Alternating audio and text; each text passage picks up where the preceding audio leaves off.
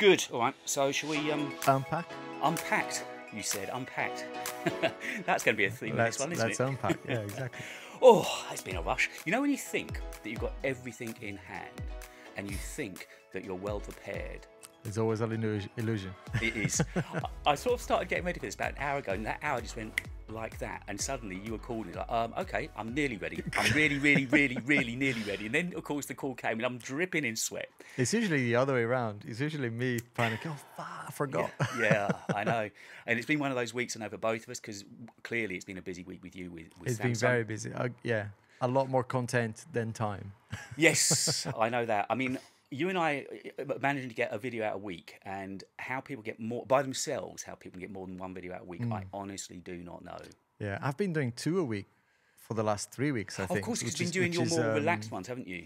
I'm so happy about that because all of my last, apart from the Hisense, which was like a sponsored TV video, all of the other videos have been off the cuff, bullet points. Yeah, no, it's I have to say it's not the best quality, but I'm happy that I'm just being able to pump them out. I disagree with you. I know when I was last actually with you, we were talking about sort of quality over quantity and all that kind of thing. And, you know, I've seen your timelines, and obviously once you've done a bit of editing, you can understand what somebody's going through and the amount of work that you went into.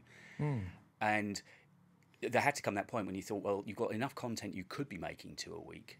And I think you talk so naturally to camera. And they've always got this thing that it's not your natural born language, not your first language. But it's painful, mate. Honestly, I don't know how I've managed to find little bits that is, you know, ready to go to YouTube. But it works. And I mean, I think I need to try. Whether I can get a second out or not, I don't know. It's just it takes so much time. I mean, here we are Thursday of this week already. I've just posted my video today.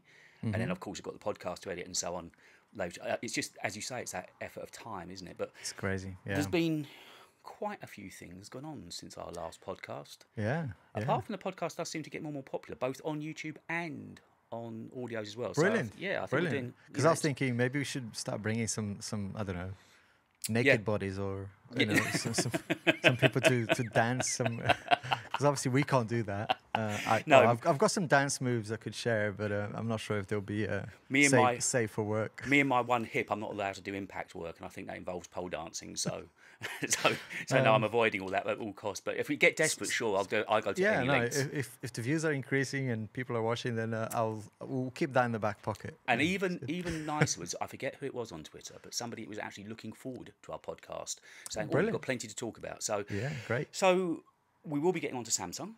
Yeah, in a little bit. I've got some YouTube things as well to talk about. I've learned something new this week, which is quite exciting. I mean, it could be exciting. We'll cool. see. All right, let's talk about that in a minute. And what I was going to start off with was something that was close-ish to your heart a while back. I got a little bit of a copyright thing. So in YouTube Studio, you've got that sidebar where you go down and sort of monetization, customization, all that. And there's copyright, and I had a little red dot on it. I thought, that's very odd. Maybe there's a bit of music that I hadn't paid for or something. I couldn't work out. It's always a scary thing to see that, isn't it? Isn't it just? So I clicked onto it, and I hadn't done anything wrong. Turns out that somebody had just completely stolen, lock, stock, and barrel, not B-roll, just lifted the whole video, dubbed it in Turkish or something like that. Really poor quality. It looked like a 720 copy of it, and just put the whole thing up. And one thing I will defend YouTube for is the speed with which they acted. They notified. Oh, it's all automated. Yeah. It's not. You just mentioned it, so I'm just gonna check what's on mine because I haven't looked at it for ages. And there's 3 videos. 100% of their video. So basically, they lifted the entire thing, and they're all Samsung related stuff. Yeah. Yep. It's unbelievable. Tiny channels though, so I'm gonna obviously ask them to remove it. But it's like, why do they do that, right? Yeah. Well, when I was... They're obviously not getting any views, like 33 views. Yeah, there's no views, and you know what's the point of doing it? Kind of the enjoyment comes from making your content. Surely, isn't that why we all get into it in the first place? And then it was, I'd never been through this route before, but what you do, it's basically like a form you have to fill out. You have to prove that it's yours. Request removal, yeah. And then you get this option, don't you? You can sort of be nicely and give them 7 days. Yeah. Or you can just say immediately. Yeah, I'll tell a story about that in a minute, yeah. Yeah, well, of course, it was the first time through for me. I noticed it last Friday night, and I didn't have time to do anything about it. So on Saturday, I sat here, and was trying to work out, go through the form. And it was within 20 minutes of me filling it in, YouTube had removed it, and clearly he's not making any money out of it. But it's just, I don't see why. And then it was, should I be pissed off or actually take it as a compliment? Somebody thought my content was good enough to steal. I thought, okay, I'll take that one. That's good. I mean, yeah, if it's it's a form of flattering all that. I tell you what. I think it was Jimmy from Mr. Beast. Obviously, he said something interesting on that, but it was more related to clips, right? When people you clip your video, and then they post it as their own content, and they narrate something on top. And, they kind of they use your content, but they make it their own in a way. Yeah. And Mr. Beast was saying that's don't request removal for those, and I kind of agree because people are basically making free advertising for your stuff at the end of the day. Yeah, because I think I'm not sure. I think my logo is still on there as well because it was embedded, so it must have been. Yeah, at our level, let's be honest, right? It's not really going to make a massive difference. But if it gets to a point where we've got hundreds of thousands of subscribers and people are using our content to share as their own and adding some stuff, I'd probably have especially if it's like a short or something, right? They make a short based on your content.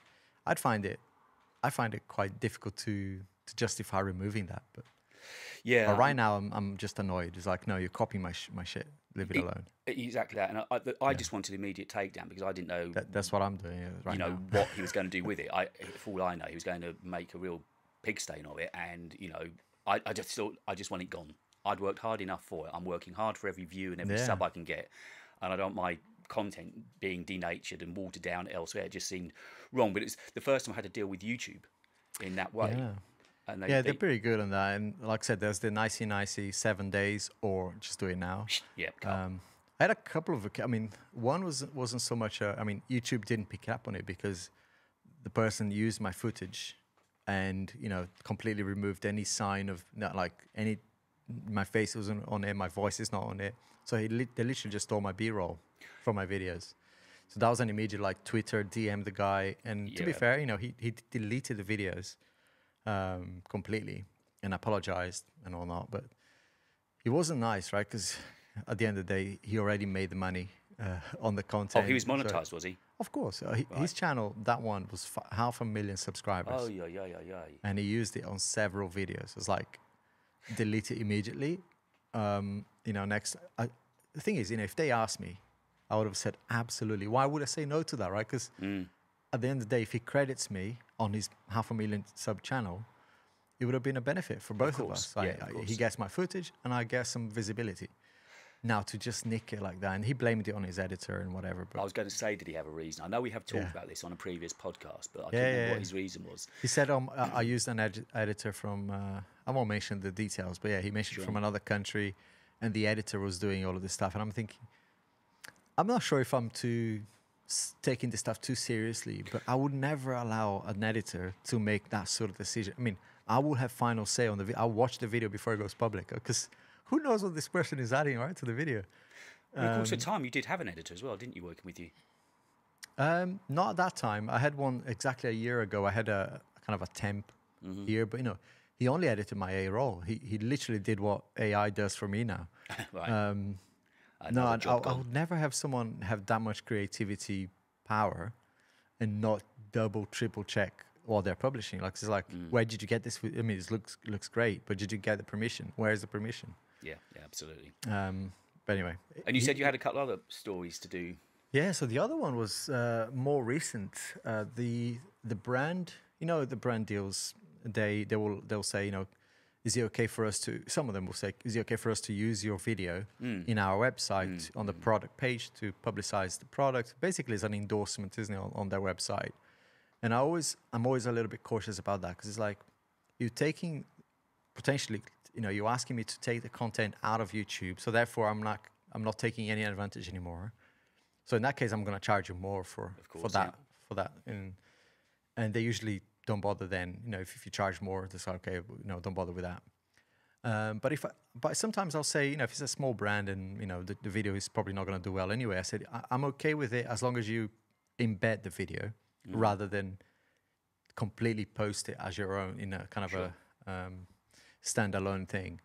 So if they link to my YouTube channel or to my YouTube video, to the original video, I'm okay with it. Because obviously, it's just another source of views, right?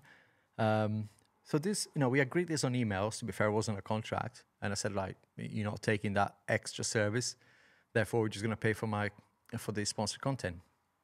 And, a few months later goes, and I get this, I don't know, it was like a promotion email to me. Advertising my own, it's my own face on the email. And I was like, hang on a second. And when I clicked on it, it didn't play off YouTube. It played off their website. It was like an immediate request and said, like, you've got 24 hours to remove it. Or, we didn't agree to this. What the hell? So, yeah, and it's funny. And that's the sort of thing that I found it by luck. YouTube will not pick up because it's not on YouTube. So, yeah, it was weird. And then they emailed me, said, please let us keep it because it's doing really well. It's a lot of traction. I said, no, you got to pay for that. Exactly. Like, if you want to get all the benefits from it, pay for it. Yeah, or, give me the commission on the stuff that you're selling. It's... they wanted it one way, didn't they? Yeah, it's like just one free stuff. Yeah. I mean, obviously, I haven't got to that point yet, but there seems to be so many pitfalls when you're working with sponsors that you've got to be wary of and go into eyes very much open. Every week I hear some horror story, right? And it's either something that we managed to avoid and pick up early, or about someone who went through to the point where, they're either not getting paid or, there's always something. And it's just a shame, right? Because this industry is growing. So, I mean, marketing, using creators as marketing is a big thing now. And it's only going to grow. Of course. Influencing that sort of stuff, right? It's only going to grow. So I think it's a shame that it's not really. I mean, I'm not asking for the industry to be regulated, right? Because that's probably going to get worse. But there should be some level of respect, right, between brands. It's a level of respect and understanding. We've covered before and talked about before. We're doing all of their marketing for them, basically finding their target audience, finding their demographic. They come to us because they know the people that are watching our channels are a target for them. They wouldn't be coming to us out of sympathy or pity. So they know we've done their job for them, basically. They've sidestepped getting an agency involved. Yeah, and I mean, a lot of brands are okay, and they actually use the right channels, and they pay you what you're worth. They look at your quality, they look at your engagement that you're getting on the videos, and they will pay accordingly without batting, an eyelid. And they'll say, well, that sounds fair to me, and they'll pay you pretty much. The bigger the brand, I found, the less hassle it is for them to pay, and that's usually the case with any business, right? Yeah. But with the smaller brands are either lowballing you. They go, that's too expensive. Do you want to take a freebie instead? It's like, no. That's the ones I'm getting. That's the level I'm at the moment. I'm getting these. We've got 100 quid today. They've dried up this last week, but I was getting them regularly, and they tended to be for things like stands. I was getting a lot of companies that make iPad stands or MacBook stands saying, coming through with this lovely email, this gushy, insert your name here kind of, we think your channel's wonderful. Dear friend. Yeah. And then it's, the first thing I say back, what's your budget? I've just learned that. Just don't even bother cutting it. Yeah, what's your budget? Don't waste time. Yeah, exactly. Yeah. And that's, well, we can probably do $75. Okay, right. Then we're really not talking the same story, are we? Why are we even wasting time? Yeah, exactly. So, the pitfalls thereof. And now I know I'm sort of dancing a little bit with a foot in both camps at the moment. Analog with Android phones and iPhones. Welcome to my world, man. Yes, I'm now a man that goes out with two phones. I did smile the other day. I was out with my other half, and I had the two phones going. I actually feel like a content creator now. I feel like a reviewer. I'm unpacking two phones, and of course, the first one that I used was yours. Is the Pixel 7. But since then, I bought my own Android, the Nothing, which is. Yeah, I'm jealous. That looks good. It is a lovely. The interface on it is just gorgeous, and it's so customizable. Obviously, the big things are the glyphs on the back. That's the big thing they make. I'm just getting to understand that there's an app of theirs that you download, which is a glyph composer, right? And you can make up ringtones, which you save, and then you can apply. And they obviously sound different. They light up different diode, different glyphs there. Yeah. And then you can save those to different people in your contacts and so on. I've just loved how even more than the Pixel, with that, there is so much. Every time I pick it up, I find another little thing that I can do just to make it feel like mine. They're doing a lot of great things. I mean, there is a decision they made on that phone that I'm not that's probably the one reason why I'm reluctant to get one, which is the cameras. But we can talk about that later. But I think as a company, they're doing a lot of right. I mean, even to the point, I think one of the glyph combination or whatever you call it, the ringtone maybe what it is, they named it after a customer because the customer complained. Was it Anna? Maybe? Dan. Is it Dan? Yeah. Dan, yep. That's so funny, right? Because how many companies would do that, right? I mean, I've watched a couple, like you, when I know that I'm making a video on something, I won't watch videos because I don't want it to curry my opinions. I want what I make to be very much mine. Oh, yeah, that's good. And the video's just gone up today, actually. I started off the video quite unusually by saying the company need to really pick themselves up. So there's a couple of issues that I had, which for a young, fresh, I kind of liken them to Red Bull. They're kind of like the Red Bull Racing pack of the mobile phone world, the cell phone world. They're the young upstarts. You know, they've got the energy, they've got the zap, busting some balls. Yeah, exactly that. Right. So when I bought the phone, like you, it's a business, so I needed that invoice on the order confirmation. There's a download link for that. Clicked on it. Bad request. Not the best first impression to get a tech company. Samsung are the worst at that, mate. Honestly, it's So. Well, so that didn't work. So I thought, well, the day before I'd had an issue with my Creative Cloud account, and I got in touch with them on Twitter. Within 20 minutes, the whole thing was sorted out. It was minor, it was nothing, but they were really, really good. So I thought, that's the way we all do it now, Twitter. So I DM'd them, didn't hear anything for 2 days. So I thought, okay, I'll email them. Had one email back, have you had it yet? No. Never heard back since. They're a small enough company that we should still matter. I don't know what their unit sales are in the UK. I mean, I did write to them asking if they had a review unit, and I totally get, that was me trying my luck. I'm a tiny channel. I totally get that. But again, I got a response from that, but then that was it. They said, but pass it on, we'll be back to you. They just need to sort out how they deal with customers, because the phone itself, apart the speakers, I mean, snapshot speakers are 1980s radio, transistor radio, bad. They are awful bad, really bad. And the cameras is only, what it's like when you go out and do these camera tests. It's only when you get back, you see what they're like. And I never go and reshoot them because I think that's how it should be. It was the first. It's probably okay for social media stuff, right? Exactly. But not really. And I made the point, if you're not using it professionally, but for the price again, I only got the base one, 128 gigs. But it's got 8 gigs of RAM, 128 gigs of storage, and it's the first time that I've used Snapdragon, because the Pixel isn't Snapdragon, is it? I'm right in saying that's their own Tensor chip, it's got Tensor, and it's based off of a different. I always forget what it is. So I've used Snapdragon, and the screen's beautifully quick. The interface is lovely. The Snapdragon 8 Gen 1 or Gen 2? Gen 2, I think, 4 nanometer. Okay, that's pretty good. Okay, which for under 600 quid. Yeah. I think it's for 600 quid, it's a phone I'd buy every day of the week. And now I've got I'm getting more and more used to working with Android. It doesn't clearly, when I started using your Pixel, I had no idea. But now I've kind of got, and even to the fact when I set this up, it downloaded a load of my apps from my Android store, Play Store, whatever, Yeah.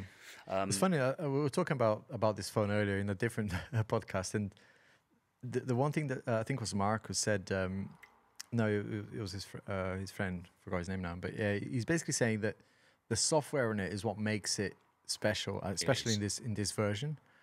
But that software version will soon be available on the original Nothing. Right, yeah. Which then devalues this. It kind of makes this one a little bit. You're getting I think a slightly better display than the previous one, and maybe that's it. A bit better battery, I guess. But yeah, the battery actually, that is the one I've charged it. I think twice in a week. It's ridiculously good. The battery just goes on forever, and I am beginning to use this more now. Whereas with your Pixel, it's kind of always on the side. This I'm picking up and using more regularly. I'm trying to, if I want to look at Twitter or YouTube Studio, I tend to use. It's got a big display. It's got a 6.7-inch display. Why wouldn't I? Yeah. So honestly, next time I come, I'll bring it with so you can get hands on with it. But it's a really good device. Nice. And I've really enjoyed playing with some Android, and I had iCave Dave on the live stream yesterday, and he was calling me a tradesman. How dare I? And he didn't know if he wanted to talk to me ever again. But it's actually been really good for me because it's given me a comparative now. I can now. I wrote a blog this week about iOS, and I think now I've got a much better viewpoint on iOS because I've used Android. Yeah, it definitely helps. I mean, and your viewers will notice this as well, because a lot of the time, if you're only talking about one thing, it's only going to attract certain viewers that are 100% loyal to one thing. And I don't know if that's a healthy thing. I think it's better to have even if you don't like one or the other, right? But to have actually used it and experienced, and I think you gain some authority to then compare stuff. Yeah, I think that's good. And also, I hope what the people that have watched the video get is it's very genuine. It is me finding my way. I'm by no means saying that I'm an authority on Android. Far from it. You're watching somebody stumble through and try and find his way and begin using it and adapt. Same here. Yeah, which I now get, because I didn't completely understand, the way that you say still used an Apple Watch but didn't have an iPhone. All little things now I begin to understand more, trying to keep a foot in both I don't camps. get those comments anymore. Since I started using the Garmin, I don't get any of those snarky, "Oh, you're still using an Apple Watch." It's like, because I used to get loads of those. So I was wearing the Apple Watch Ultra reviewing an Android phone, and people would immediately go, "I can't trust you." Like, really? I tell you what, it's the level of deep. I'm not saying it's a bad thing necessarily, but the viewers watch everything like a hawk. And on last week's video, in fact, it was a video from 2 weeks ago, because I remember, I don't know if you recall, just as we started recording, I posted it, and I was joking, I'd had like 3 views. It's done just under 10 now, so not 10, 10,000. 10,000, wow. It's getting there. I think it's 7,000 or something. On the Pixel? That was the first Pixel one, yeah.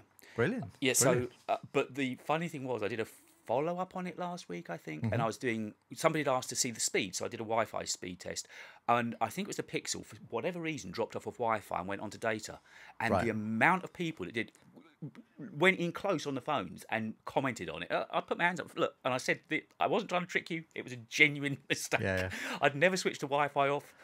I don't know why, but anyway. I mean, I pick up on those things. I remember, I think it was, I won't mention the creator, but it's a massive, massive channel. Talk about Marquez's level, right? Okay, yeah, big. And they were doing this battery test, and I was like, what, I noticed that one phone, and I think it was the iPhone, had a Wi-Fi on and had a SIM card in and everything. All the other phones didn't. And I'm thinking, how is that a fair comparison? Because obviously having a SIM card will affect data and whatever. So it doesn't matter how long you run that test for. And in this case, I think it was like 24 hours or something. It's irrelevant immediately, because you're not really comparing the same thing. Like for like. Yeah. So yeah, I always kind of sympathize though, because people will absolutely, they say, if you're wearing the wrong watch, so to speak, right, they'll pick up on it, and I think it's silly. And I always say, well, I can use an Apple Watch and still have an Android device. It's just how I roll. Well, and I mean, obviously, from a point of view of content, switching over to making, I have questioned myself, am I selling out? But I honestly think it's for the better of the channel, because I'm now getting a grasp of more of what's going on, and I just think it makes a broader content, and that carried through to yesterday, which is going to be one of the main parts we talk about on this podcast, is Samsung Unpacked. Now, of course, I've never watched that before, but yesterday I was sort of editing with one half my brain, and on the other side I had the Unpacked on. Now, first of all, I know we briefly spoke yesterday, but I am right in saying Samsung then have 2 events each year. They have the one in January for the flagship phone. And I forgot what they call that, but yeah, they had. Yeah, did they have an event? To be honest with you, I don't even remember if they have an event for that. Yeah, because isn't that when you got the S23 beginning of this year? Yeah, but I don't remember. They're not memorable, the events, to be fair. So Unpacked is their big one. That's their main Unpacked event. Is a big one, but I don't know if they do one for the phone and call it something else. We need Daniel here. I don't know. Let us know. So yeah, I actually had it on for the first time, and it's a very different feel to Apple events. Clearly, it's a very different, because it came from Korea, didn't it? It was streaming live from Korea. Yeah, they're getting better. I'm smiling because I love Samsung stuff. I'm kind of suspicious to talk about it because I do love their products right now. But the event itself was not the best, especially if you watched last year's. I mean, it was very much a repeat, and it's like there's fairly similar products. There was 1 or 2 big changes, especially on the flip side, but not much else was going on. I switched off even the Tab S9 Ultra. When they were talking about the Tab, I started editing my video because I completely switched off. I wasn't really paying attention. It's a shame because So what did they cover yesterday? And there was the fold, the flip, and the tab and the watch. Yeah, the flip was the big focus. I think they used the hashtag join the flip side or something. That's right, yep. And there was a lot, that's how they started. They had BTS for the young ones out there who know their K-pop culture stuff. So yeah, the Sugar is the name of the guy, who's I think is the main person who was there doing selfies. They had some sort of model actresses or something, yeah. And I thought, okay, that's the focus for the event, the flip. And and that was the biggest change as well. It had a bigger front screen. It's for the right audience, right? It's not for me because I don't really take a lot of selfies, to be honest, right?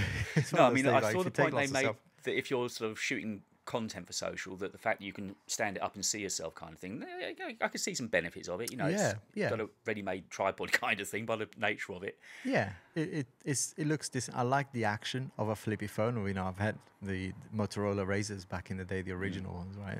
And I do like the action, but I'm not sure I would use that front screen as much. And when you open the phone, it's just like a normal phone, but with a crease. And then it's like, well, it doesn't really. Whereas the fold is what I'm more keen on.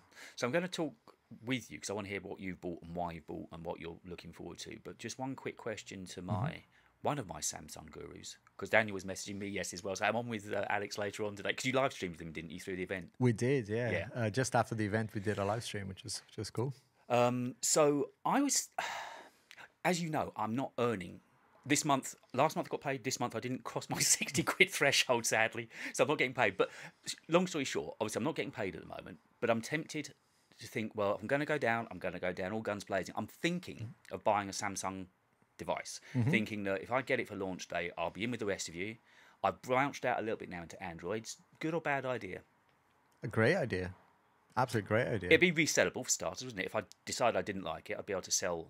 Absolutely. I mean, you can always, I think Amazon are doing 100 quid off on some stuff as well. I'm not sure in what devices they're doing, but so I was thinking of getting the. You can always return it, right? Is there returns with them as well? Well, you can, yeah.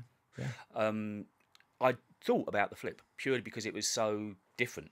So the design is very photogenic. It's very videography friendly, isn't it? And I was thinking a lot of people like watching videos about it. Again, it's another point that came out earlier. Yeah, people enjoy watching the videos, even if they're not buying that device. And I'm like that sometimes. I watch a video about something that is interesting. I remember the LG Wing. I don't know if you remember that. A few years ago, it was this phone that came into, like, when you turned it, it was like a T-shape thing. Oh, and God, yes. Obviously, after that, they died. As a smartphone division, they closed down. But I just enjoyed watching those videos, even though I had no interest in buying that phone. So I think the flip is in that category as well. A lot of people will watch YouTube videos about it. So I think that's a good idea. Because money-wise, the flip's about 1,500 quid, aren't they? I think a bit cheaper than that, to be honest. Because I think the fold is 1,700. Right. Have a look for me. Where are we at? Yeah. So the flip is, I would imagine to be a little bit lower. Because I've kind of fallen into this week. I felt a lot more confident doing a phone review. I kind of went into the week knowing what I needed to cover. And again, it was another long video. It's 16, 17 minutes long, but everything so in there is was... 1,050. Yeah, right now you can get the 512 for the same price as the 256. Okay. So for 1,049 in the UK. Yeah. Right. If you use my link, you get $50 off. Oh, do Not I? Bad. I think so. Yeah. There's a. So you got the Samsung affiliate link, have you? Yeah, it's some sort of. I think it's a reserve. I'm not sure if he works anymore because it was meant to be before they were announcing, but it might. Yeah, give it a go. Okay. Well, if I do buy, I'll definitely buy through your link. It makes good sense too. So so what did you end up spending yesterday? Let's have a total. First of all, before we go into the product, how much did you spend yesterday? More than I. I'm trying not to. Because it was a Tab S9 Ultra. I went in wanting the Tab S9 Ultra and the Fold 5, mainly because that's my channel. It would be silly not to get them because I got the previous versions and people would be interested in seeing, probably my opinions on how it changed or not. As a consumer, I don't think I need. Well, I definitely don't need a Tab S9 Ultra because it's very little changed on the tablet. And the same goes with the Fold. I mean, the Fold is a little bit lighter. It looks exactly the same dimensions. What is new about it then? There's a few new features, which arguably you could say that they'll come to the Fold 4 as well. So I would say if you've got the Fold 4, don't bother with the Fold 5. I'm getting it because it makes sense for the channel. Of course, yeah. But I would not recommend it. Have you still got your Fold 4 as well? Yeah, the Fold 4 is still going strong, and I use it. I was just doing some B-roll for another video, but yeah, it's just a great phone. It's still going strong, and the Fold 5 is only slightly different. I think Samsung are kind of okay with that design. They're not really going to change it too much anymore. I was hoping that the Fold 5 would get better cameras, because in my head I'm thinking if those cameras get anywhere near as good as my main phone, the S23 Ultra, I wouldn't need two phones. I would get rid of the S23 Ultra actually, because I do prefer the foldable, which is crazy to think. I mean, a couple of years ago, I would look at those phones and go, that's a lot of money, for a phone. But it's the fact that it becomes a mini tablet, if you like. It's almost like a, similar form factor to the same size almost as the iPad mini. So you get to do a lot of tablety things on a phone at the same time. I think is great. And so they did add a... Where's the big difference between the S23 then and the Fold? I mean, aside of the fact it's a foldable, quality-wise, and camera-wise, are you getting similar quality? This is the thing, right? The camera is not as good, right? Mainly because they want to keep the form factor as thin as possible. I guess if they wanted to put the camera module that's on the S23 Ultra, the Fold would have to be bigger. Yeah. There's an inside when you open it. There's a camera in there as well on that display, under the display, which is only I think a 4 megapixel camera, so it's not very great, but it's good for video conferencing. So if you go on a Zoom or whatever. But the cameras on the outside, it's actually good enough. I would say they're decent enough. They're not going to be as good as the S23 Ultra. I know that. But I'm super keen now to try an S22, S23. Yeah, now I've got an idea what the cameras are like. I definitely skip the S22. They're not good, especially for us here in Europe. It comes with the old Samsung chip, which is the Exynos. Right. Terrible experience. Very laggy. Very slow. So Samsung's not on Snapdragons then? Yeah, they are now. Yeah, right, they are. There's some rumors that they would go back to Exynos. I don't know when, but I was like, that's going backwards for me. I mean. So you've got coming the new Fold then, the Fold 5. Fold 5, I got the icy blue, which is interesting because normally I go for the, historically, I've always gone for the exclusive colors. So Samsung do this thing, if you buy through their website, you get some choices that you wouldn't get on any other online shop. But their exclusive colors for the Fold, I thought looked worse than the standard colors. So I just went for the standard, they call it icy blue, which looks really, really sleek. Now, this is going to be you'll get this question. Do you buy the colours for what you like or what you think is going to look good on video? Both. First, I mean, the great example of that was the S21 Ultra. I bought the Phantom Brown, I think was the name of the colour. Right. Everyone else bought every single other colour because they probably thought the Phantom Brown wouldn't look good. But I looked at it and thought, at the time, less than 10,000 subscribers as well. I was like, I need to stand out somehow. And I had a gut feel that phone would look good on camera. And it did. I mean, one of my first videos, I called it Brown Sugar, I think was the thumbnail. Yep. And it just looks amazing. I put some coffee and sugar around it. It looked gorgeous. And I do the same for any. I mean, this one is I think this was exclusive color as well, which is kind of a bluish and silver. Yeah, no, it's one of those things. As content creators, I got a red S22 Ultra for that reason as well. Well, that's why I got the purple on the iPhone last year. Was because I just knew in the right light, and of course that changes colour so dramatically. The slightest little turn, and that iridescence just changes colour. And that's the other thing I've got to consider, of course, is I suppose I should be thinking about iPhone as well, 15. Yeah, but that's a month away, isn't it? Or something? Yeah, it's just, of course I'm not earning, and I'm keep thinking, well, it's all right. Writing, luckily, has earned me money over the past few months. I've got some money in the content creators account from writing. Yeah. But the thing is, don't do what I do, right? Which is I always mean to return stuff. Yeah. Like the M2 iPad Pro. Like, why am I keeping this stuff, right? And I had to reorder it. The 15-inch M2 MacBook Air. I was just going to ask how much we used that, honestly. I mean, I used it for a video. Yep. I've used it yesterday, actually, because I was doing multiple things. So it's here on my desk, and I am using it. But the MacBook Pro is the one I use 99% of the time, yeah.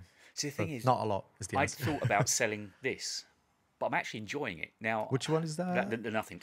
Yeah, okay, yeah. I thought, well, again, when I bought it, I thought, well, I can always sell it. It's, you know, if it's You get a little bit hoardy.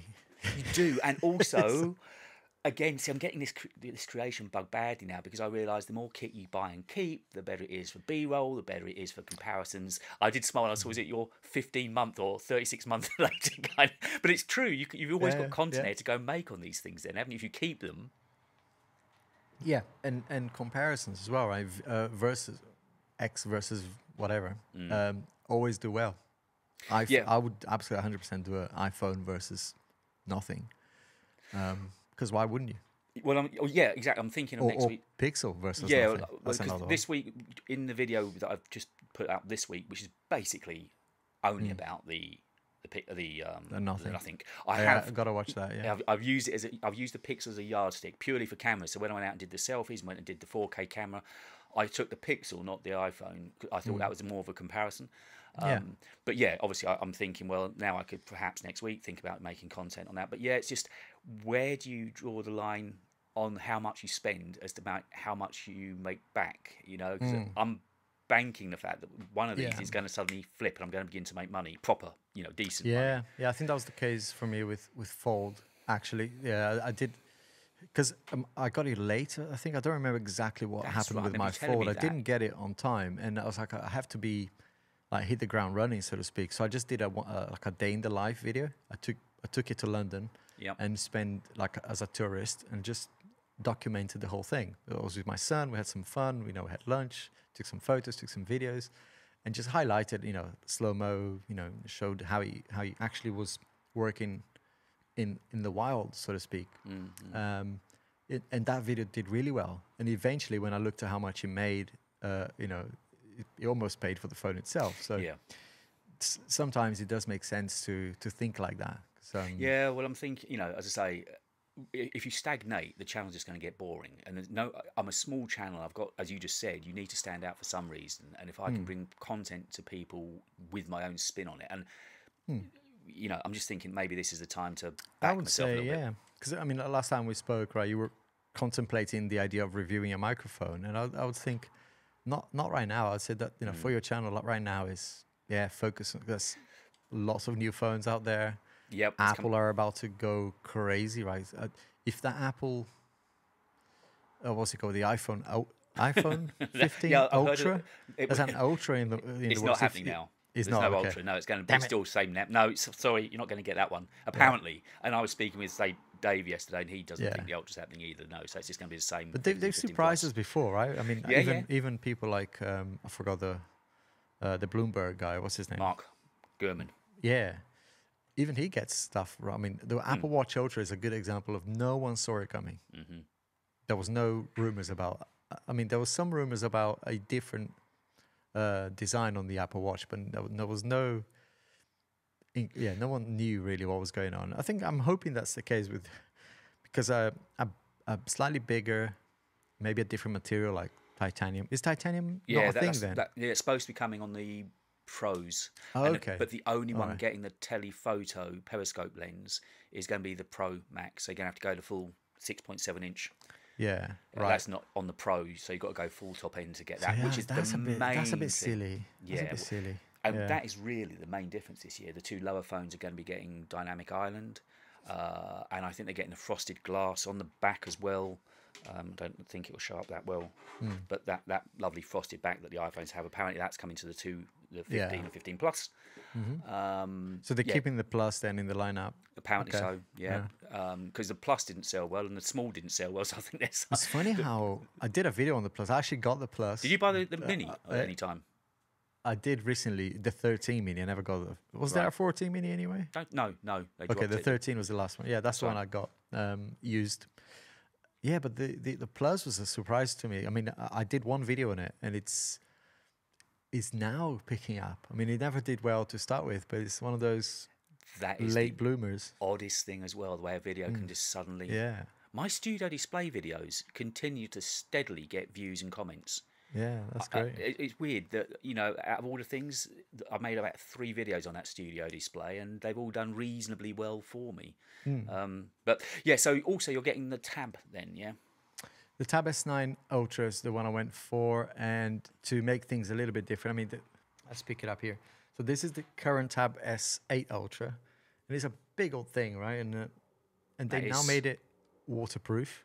Like, I know it's big enough to go surfing with it, but it does look like a bodyboard on it, yeah. Why make a tablet waterproof, right?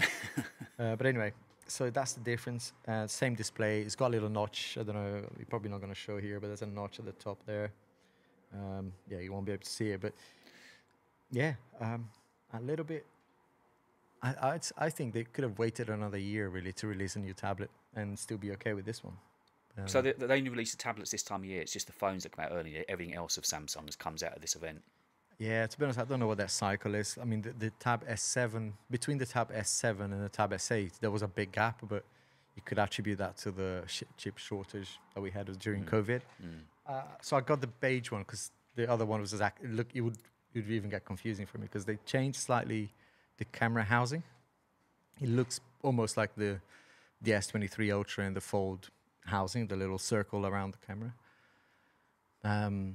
But that's it really. And there's no major differences to them again then? No, the color. So the color is different. Yes, there's a beige, so I got that because I think that would look cool as well. I did instead see of just a black. A couple of people on Twitter today basically saying it was a rinse and reuse from last year kind of thing. It looks that way. Not much. I mean, bigger battery, but to be honest, I don't. This battery on the Tab S8 Ultra is already brilliant. So What tablet do you tend to pick up and use more then, the iPad or the? Yeah, on my 9 to 5 is the Tab. The Tab lives on my desk. The iPad is more at the moment more of an entertaining device, really. I do use it for work sometimes. You know, if I go somewhere and like on a train or whatever, I might take the iPad and use it for emails and stuff. But if I want to do stuff like proper like Microsoft Office, getting admin work done for work, rather than having that on a Mac, I use the tablet with Samsung Dex, which is great. And yeah, that's their equivalent. That's where you can use it as a separate display and so on, isn't it? And it mirrors your display. That's right, isn't it? It makes it into a bit of a workstation. Yeah, it's great. And to be fair, I've used iPadOS 17 beta recently. They're not too far off. Right now, you can plug it to an external display on the iPad, and almost, yeah, the experience is getting way better. I mean, I actually made a video about that because I complained a lot about iPadOS 16 because comparatively with Samsung Dex, it was like miles off. It's like you couldn't even resize the windows to the way you wanted. You resized it on the iPad, and the iPad system would, the OS would resize it again for you and put it in a part of the screen that maybe it wasn't where you wanted it. And this is again me asking a very naive, new to Android question. Do you get like folio keyboards and stuff for? Yeah, so I ordered for the first time because the keyboard last year is very expensive. I think $350, I think it was at launch. I think they kept the same keyboard, but you can't use last year. So you have to, if you had the one from last year for the Tab S8 Ultra, you'd have to get a new one. Right. I'm not sure what the price is on that, but I'd imagine it'd be the same. So it's quite expensive. And you can't really use it on, like the Magic Keyboard is for me the gold standard for tablet keyboard. And that can be used on the lap. I can totally use the Magic Keyboard on the lap, on the sofa, no problem. Can type on it quite comfortably. With the Samsung one, it's meant to be used on a flat surface, which might be okay for a lot of people. And it has this, this flap at the back that you can detach the actual keys and just use it as a stand. Yeah, but I think the Magic Keyboard is just better. It's sturdier and feels nicer. Yeah. And see, I was thinking again because I'd never done an iPad video either. But if I was going to do a tablet, I think oddly I'd be more tempted to do a tab. Yeah. I just think they look more interesting for some reason. Yeah. So, well, I'm going to take a look at the website then, and if I do decide to buy anything, I'll go through your link. Yeah, so the Tab S9 What's that running standard. at? So the Tab S9 Ultra is 1,000, I think, and if you get it on Amazon, is £100 cheaper now at the moment. Still in pre-order. August the 11th, is that right? No, mine is. I think I ordered mine this morning, and it's coming on the 4th, so that's not bad. But I was going to say, so I got there's this Paperlike, you know, Paperlike, right, Yes. for iPad. Yeah. So Samsung did their own version of that. So it's something that you attach it to the tab, and it's almost like it's like a folio cover. So when you cover, and you can write on it, and it feels like paper. So I got that because I thought that looks really, really cool. Yeah, I'm definitely getting that because it makes the writing experience then really good. And there was something, if there's anything else on Samsung that you need to mention, did you get a watch? No, although I should. I mean, it's one of those things. I've tried I think it was the Watch 5 Pro maybe, or one of the last year's watch. And I just didn't get on with it. The notifications weren't great. At the time, I was quite happy with the Apple Watch Ultra as well. So I didn't even do a video on it. But my audience always asks, why are you not, you should wear a Samsung watch. I was like, well, I don't know. I think the Garmin is so much better in every aspect for me right now that I haven't used my Apple Watch for 2 months.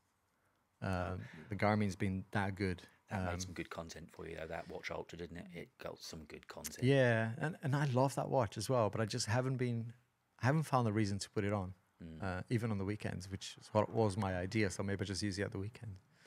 Now, there was something that I know you said you had something that you found recently in YouTube that you wanted to talk about. And I'm going to thank you for something that you turned me on to in a short while. But just before we get on to that, that's our last couple of subjects for the pod, I think, this time around. I had my iOS nightmare yesterday, and day before. It was a horrible day. I made a joke. I said, mine is fine. Yeah, sure. I know. And of course, Daniel was saying, oh, Apple works, does it? Like, yeah, okay, I'm laying myself open for this. So a little bit of preface to it here. I always have a charger. I've still got a lightning cable by the side of the bed, but I normally always plug it in, charge overnight, Anyway, my daughter had been home for her 25th over the weekend, i.e. the charger was in her room, so I didn't charge it up that night. By the way, her present was AirPods Max. Very happy, couldn't give a toss at this lightning cable. That apparently doesn't matter. Brilliant. Doesn't matter. Anyway, side story. So then it meant my phone hadn't been on the network and charging, which is, as you know, important for auto update. Then I came into the studio on the next morning and put my phone on the Belkin tree, went and had a shower, came back, and I was working away on something, and then I went to grab my phone just to look at the business banking. And you know what it's like, you kind of do it. For some reason, it didn't do Face Unlock, and occasionally it's done that. I didn't think anything of it. Asked the passcode. Yeah. And I got this message saying something along the lines of temporarily unavailable. Okay, I've not seen that before. Yeah. So then I had to wait 5 minutes. It was locked out. I tried again. And this time I was careful. No, now 15 minutes. Tried it again, digit at a time. Oh, my gosh. And then there was all that was on the screen, apart from that, was a website. Apple suggested help. So I looked at that, and it said the only way out of this is to do a full reset. Oh, damn. Right. So at that point, I was thinking, that can't be right. And I did the thing that we all hate to do and phone Apple Care and speak to somebody. The advisor didn't exactly bestow confidence upon me when phonetically she couldn't spell my Apple ID. Right. I mean, letter by letter, and still couldn't get it right. Damn. So it wasn't a good start. The bar wasn't high. No, your name is not that complicated. Damn. I can imagine if I called it. Gee. And so then we went on from there, and then she said, "Yeah, it's a reset." And I said, "Surely that can't be right." And we were chatting, and I said, "Nothing's changed my end. Has anything happened to your side?" And she said, "Well, other than 16.6 landing overnight, no." And it was like, okay. Yeah, okay, so something did massively. Something's happened. So then I put that thing up on Twitter, and somebody did come back and say, "Yeah, I think they're from the States." So I saw a few tweets of loads of people saying, "Yeah, right, they had issues." Yeah. Yeah, apparently somebody been into Verizon stores, or Verizon, how you pronounce it, over in the States, and they'd said, "Yeah, we're getting a load of people coming in now." when I said this to her, so I said, so 16.6 could be responsible for this. It was just this silence, and then I couldn't comment. And it's like, well, clearly nothing's changed my side, and suddenly I'm locked out. And of course, I had to do the reset, bad enough. But then it's all the silly, small, bloody little things that piss you off after that. So, as you know, this week hasn't been the kindest to me for hours kept and lack of sleep and so on. So I stumbled down to the local supermarket the other night, the same night this had all happened, to get some dinner. Right. No cards in the wallet. Oh, of course you hadn't configured No, because I it. sorted out the banking. I'd logged back into the banking, Damn. but no cards. So I was a hungry, pissed off creator that night as well. Jeez. So, and then, of course, you know, very proudly, I've got a card now that's got the keyless entry on it and the keyless go. Went to the car. Of course, that's not going to work. No car. And it just goes on. And when I went to message you the other night, I had to sign back into Telegram. WhatsApp, same thing. YouTube Studio, everything. It sounds like no big deal, but by the time you go through the BMW app, the car app, you know, that needed signing into. It's bad enough when you're doing that to change phones, right? Exactly. It's to do that on the same, on your current phone. And then before we finish this story, because it kind of more or less ended there, I said to her, do you want to check in with me later on just to see how it's going on? This was Tuesday morning around about 9:30. She said, yeah, I could speak to you Thursday. Wow, this is called Apple Care? That was an odd take on it. And then I had Apple a similar issue with the watch the next morning, funnily enough. Not as bad, but because you know you update that through the app on the watch. Yeah. And on the phone. And that just sat installing for about 45, 50 minutes. Ooh. With the phone switched off. The watch switched off. And then it was another weird install. They have not done themselves proud this week. So... And of course, everyone was saying, well, bet you're glad you got Android now. And the funny thing was, I wouldn't have had a phone here to phone Apple Care if I hadn't have had my nothing. Because Brilliant. So I actually had to use Android to get out of that hole. So, yeah, it wasn't a brilliant week. So, there you go. That's my iOS nightmare. Hopefully it's behind me now. It happens all the time, right? Whether it's Apple or Samsung, they all go through some sort of issue. Of course, yeah. I mean, you know... I know it's a bad day, but equally, Android are going to have their bad days. Yeah. Apple are going to have their bad days. It was just one of those things. It happened to me. Normally, the updates are absolutely fine. But all I would say is that, boy, am I glad it happened to me here at home. Because... Imagine if you're traveling or... I mean, at least... Although I've got... I use Apple's password keeper, so most of my passwords are in there. Yeah. But even so, you imagine trying to copy and paste all those banking passwords and everything on a phone... I wouldn't have had any money. I wouldn't be able to get back. You know, it would just been awful. So thank goodness it did happen. You had a backup there. Yeah, I mean, luckily I'm good on passwords, but nonetheless, it pushed it to its limit that day. So as we round on to the YouTube stories, as we begin to finish, I just wanted to say to you, thank you for suggesting subtitles. Oh, okay, yeah, is that helping? Well, the last two videos have done pretty well. And I'm I always did chapterize anyway, but now I am very heavily basically if I draw a breath, it'll be 1 minute 37. You know, I'm putting in, and I'm trying to use as many SEO type names in those descriptions. So, you know, the nothing to was in there endless times for the SEO, which obviously means also I was saying it through the video. And now I know one of the great things that Final Cut has got is the background remover. One of the great things that Premiere's got is that it's got the transcript window. And, oh, man, the first couple... Once I'd seen you do it, because I know you take your script from Ulysses, so you'll understand the benefit of this.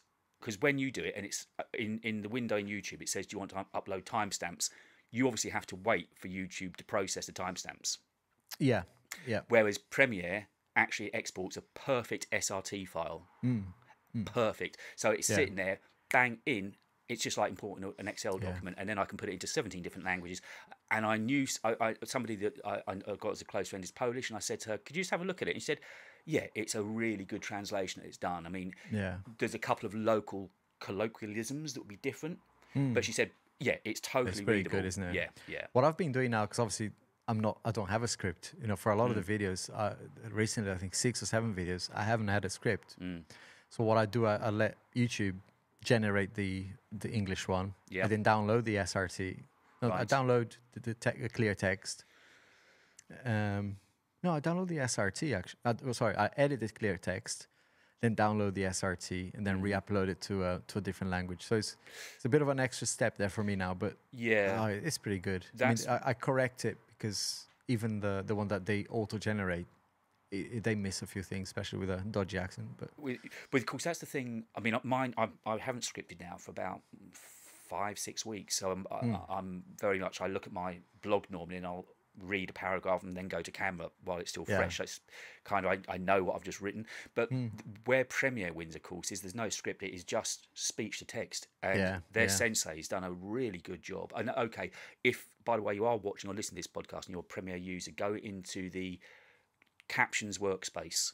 That's where you need to be. Transcribe, and in that transcribe window is where you can right click on the burger menu at the top, out to SRT. So all I did, I ran through the whole 15 minutes, proofed it, changed odd typos, commas, things like that, because obviously nothing to it was TOO all the way through, so it's doing silly little mistakes like that. But it was, and it's all timestamped, so it's just if you are a Premiere user, use it. And yeah, as you said, Alex, I mean, it's the more data that's out there, the more information that is attached to your file, your work, the better that's got to be. Yeah, I'm kind of in between. So my rule of thumb is I'll add those the subtitles I always add, because if I don't now, people actually comment. So where's the Turkish language or whatever? So they actually do want to see it. But the timestamps, if the video is more than 10 minutes, I'll add it default.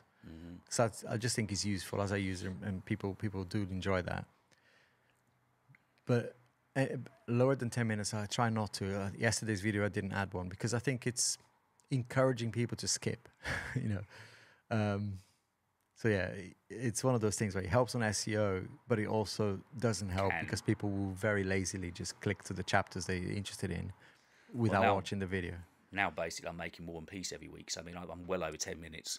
I mean, you have to have a shave on my videos at the moment, so yeah, and that's I don't know what the sweet spot is, to be honest. I've done a few good 15, 16 minutes videos, and those YouTube seems to push more because people are watching for longer. Yeah. So at the same time, is what's the little gem you'd come across then? It's more to do with I'm always aware that you can get quite comfortable in creating content in the same way, and you kind of go through the motions every week and you do the same thing. I'm always aware there's what should I be doing different? How should I improve? So always taking online courses and things like that to learn a new editing skill or whatever.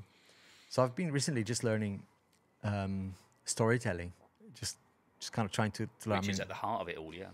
Yeah, and it's so hard, right? Because how do you tell a story when you're reviewing a product? It's really hard to translate it. But I I've done a lot of videos where I do a little skit at the beginning, and they're usually just a bit of fun. There's usually no relation really to the content. So I'm expecting a few new things on my videos. Oh, because cool. I've got a few ideas based on the stuff that I'm learning that I think I'm gonna try something new, right? And I think that's exciting. Because it's interesting when you kind of look at there are templates out there for the format of a YouTube video, and when you sit down and put that template down, just a blank empty template, and you then watch a creator like a Casey, like a Marquez, like a McKinnon, they follow that you can see the intro, the hook, the story. Yeah, and sometimes it's just the cut. I mean, I add a lot of B-roll to my videos, and I add a lot of things, kind of not knowing what I'm doing really. I'm just thinking, well, I'm talking for too long in this 15 seconds. I should be showing what the product is doing, to relate to what I'm saying. So kind of naturally do that, but there's a way of doing it, and that will engage people more, even in the cuts. It's crazy how much I've been missing, because I'm looking, right, that makes sense. That makes total sense. Why did I not know that? I've been a lot more brutal with my cuts as well, thinking if there was a hint of repetition in it. Yeah, no, chuck it. Yeah, I mean, there's so killing your darlings is so important. Oh, you've got to drop the vanity at that point, haven't you? Just trying to make it concise and accurate. And, I find it easier to do that on the free roll videos, because when I was a script, almost you feel attached to the content. Yeah. So oh no, I worked to create that story, craft this bit here. I'm not going to delete it. You gotta kind of get attached. Whereas free rolling, it was almost like I feel more relaxed to throw things away. I mean, when you said about trying to keep things fresh, absolutely, and that's why I've been aware that I haven't watched enough YouTube recently. And tonight, hopefully, I'm just going to sit down. I want to watch some of Daniel's stuff. I want to watch some of your stuff on a tab, actually, now, having spoken to you. So I just want to catch up. But it's there that you pick up the ideas. That looks good. Maybe it was a test. I did a test in my last video, and it's incredible how it's like it works. I mean, it shows the spike in the video. It's like that. And in that one technique was called Pope in a Pool. Don't know if you've heard it before. No. So in filmmaking, there's this technique, and it comes from a movie where there were something, I forgot the name of what they're doing, but they're basically explaining something. And it's usually a boring moment in any movie. And you see, when you've seen it, you start seeing it in every movie. But they try to make it, when you're explaining something, add something that is fun, so entertaining. So in the last video, I literally picked up a ball and started doing kippy yappies. Yes, I saw that. Yes, I saw that. And it's amazing. It's like, it's a silly little moment. No one commented on it. But I can see that people are watching and going back and whatever. But that was consciously saying that I'm going to use this and see if it works. And it's incredible. Now you mention it. There was a tiny little thing. I've done a couple of sort of watching of creating videos over the last couple of weeks myself. And one... the use of metaphors apparently is a very good storytelling technique. It brings people in because it makes it feel very real. So, so I did a bit of a metaphor on this week's one, but the one thing I did do, about 2 minutes in, there's a candle in view the whole time. But I was just talking, and then very casually reached as I was talking and just lit the candle. And then the last thing, virtually the closing screen, is just, see you next week. Kind of like lights out. Because it's hopefully just created that. Well, why do you pick the candle up? Yeah. Because it's going to be the end. Yeah, little things like that. It's just crazy. I was like, wow, that definitely works. And obviously, I didn't use it very well. It wasn't really connected. But no, I saw it. I immediately saw it. Yeah, because I was just impressed that you could do it. Because I've never been a football man. I was thinking I could never do that. So I saw that, and that's just flash bastard, just showing off that you can do it. But yeah, it immediately did make me smile. I turned around and said to the other half, "Oh yeah, look what he's doing there." Yeah, it's amazing. Because if people would have, if I was just talking and not doing that. So yeah, I'm definitely going to be using more of those. I mean, that was just one of the techniques. I'm like, wow, all this stuff really works. And I know you've watched it as well. You've watched the Marquez Studio too, haven't you? That you did with... I did with Gerald. Yeah. Wow. Yeah, that was a good one. That was a really good one. That needs more rewatching. And I'd always wondered why, when you're watching Marquez's videos, his eyes just flicked up. It's because that's where his monitor is, isn't it? Yeah. He's got his monitor just above, and he's just checking. He's got his phone on his lap as well. Yeah. He uses Google Keep Notes, which is great. I mean, I use that a lot, but it's funny. It's the most basic note-taking app. Well, I use Keep Notes in the video this week on the Nothing when I was doing the speech to text. Yeah. There you go. Yeah, no, it's great. I'm always fascinated. I mean, it's so literally gear porn, that stuff, isn't it? So much. I mean, guy's got cameras coming out of his it just went, when you see other studio tours, I know you and I have done the odd little sort of show what we've got, and then you just see that it's just such another level, interesting as hell, wasn't it?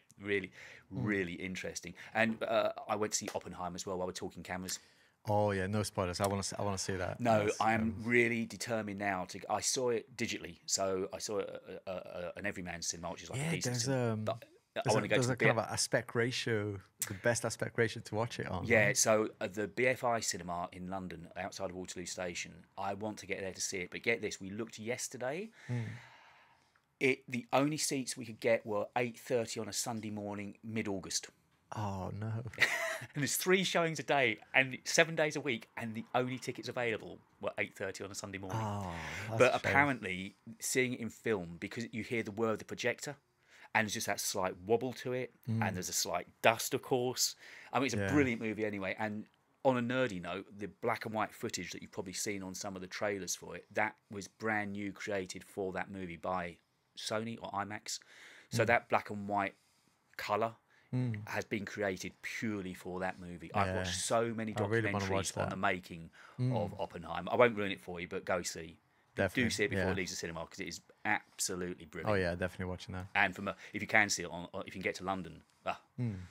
Yeah, so I was wondering which one would be better, and I saw a website somewhere that someone actually went to the trouble of saying, this is the aspect ratio that Christopher Nolan intended, and these are the cinemas where you can get that aspect ratio. It's like, because it's something like a 26 meter by 20 meter screen. It's huge. Yeah. And just when you think of the size, 72mm film, and it's 11 miles of film that they've used. Jeez, yeah. Physical film. They're having to build bigger tables to load the film into the IMAX cameras on, and it's still such a handcrafted, antiquated job. Yeah, But fascinating. I can't wait. I've been avoiding every article and every review. Whereas I've now watched like, everything. I have my homepage on YouTube is just Oppenheimered out. It literally is. I mean, at this point, I think I'm looking at the hat maker that Gillian wore in the film. You know, I've seen everything you can possibly see on it, and I'm loving it. I'm nerding out to my heart's content. So, right, well, I'm gonna go and get some sleep. I think. Yeah, I feel absolutely knackered. Yeah, I tell you what's been annoying me actually is the Me? No. Is the answer? Hijack. Where are you up went through to? a roller coaster. It was like a bit of a dip right in the last couple of episodes. But last one, yesterday. Last night. Holy crap! Yes, I know. That was that the best scene at the episode, end. Yeah, that's like, oh my gosh, where did that come from? Right? Yeah, exactly. It Literally, where did needed- that come from? Again, I'm not going to spoil it. Yeah, It needed a moment like that, I think. I agree with you. I think last week's episode was a little bit of a filler, a little bit of a flat one. Yeah, it wasn't great. It was. I mean, they always leave it in a bit of a cliffhanger, but This is last night properly was like, set up, isn't it? Hello. Yeah. we're awake again. Yeah. Yeah, I know, because I was like creepy. That was one of the last things I did last night was watch that. I couldn't have a Wednesday night without getting my Hijack fix. What a bloody brilliant series that's been. Yeah. Such a shame there's only one left. Yes. Yeah. That'll be good. Anyway, mate. Have a good one. Corker, absolutely. Speak to you soon. Speak to you in a couple of weeks. Take it easy. See you, mate. See you. Bye.